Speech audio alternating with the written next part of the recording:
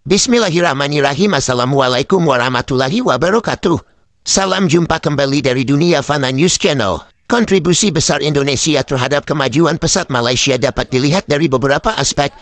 Salah satunya adalah melalui kerjasama ekonomi, terutama dalam hal perdagangan dan investasi. Indonesia dan Malaysia memiliki hubungan ekonomi yang erat, dan Indonesia merupakan salah satu mitra dagang utama Malaysia. Selain itu, Indonesia juga berkontribusi terhadap kemajuan Malaysia melalui sektor industri manufaktur.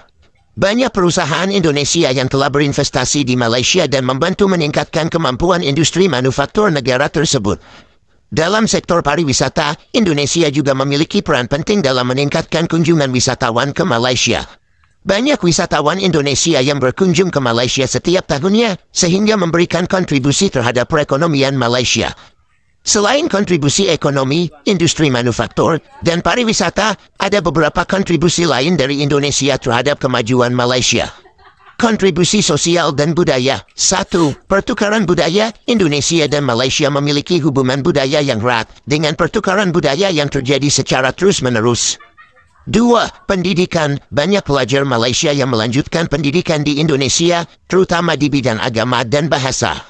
3. Kerjasama sosial. Indonesia dan Malaysia memiliki kerjasama sosial yang erat, termasuk dalam bidang kesehatan, pendidikan, dan kemanusiaan. Kontribusi politik dan keamanan. 1. Kerjasama politik. Indonesia dan Malaysia memiliki kerjasama politik yang erat, termasuk dalam bidang keamanan, perdagangan, dan investasi.